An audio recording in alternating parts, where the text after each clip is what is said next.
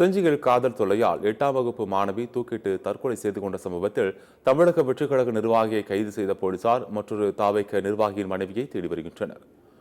விழுப்புரம் மாவட்டம் செஞ்சி அடுத்த நரசிங்கராயன்பேட்டை பகுதியைச் சேர்ந்த வெங்கடேச பெருமாள் நீலா தம்பதிக்கு 2 மகள்கள், ஒரு மகன் உள்ளனர். இதில் இளைய மகள் பிரியங்கா செஞ்சியில் இயங்கி வரும் ஊராட்சி ஒன்றிய நடுநிலைப் பள்ளியில் 8ஆம் வகுப்பு படித்து வந்தார். வெங்கடேச பெருமாள் கடந்த ஆண்டு உடல்நலக் குறைவால் உயிரிழந்த நிலையில் நீலா கூலி வேலைக்கு சென்று குடும்பத்தை நடத்தி வருகிறார். இந்நிலையில் நரசிங்கராயன்பேட்டை தமிழக வெற்றிக் கழக பொருளாளர் சரவணன் மாணவி பிரியங்கா பள்ளிக்கு செல்லும்போது அவளை வழிமறித்து காதல் தொல்லை கொடுத்துள்ளார். ஒரு கட்டத்தில் பிரியங்காவின் கையை இழுத்து, நீ என்னை திருமணம் செய்து கொள்ளாவிட்டால் உன்னை சும்மா விட மாட்டேன் என்று சரவணன் மிரட்டியதாக கூறப்படுகிறது. இதனால் விரக்தியடைந்த பிரியங்கா வீட்டில் தூக்கிட்டு தற்கொலை செய்து கொண்டார்.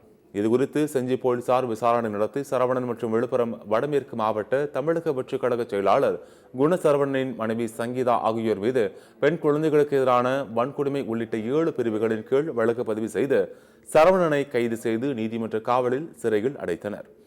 தலைமறைவாக உள்ள சங்கீதாவை போலீசார் தனிப்படை அமைத்து தேடி வருகின்றனர்.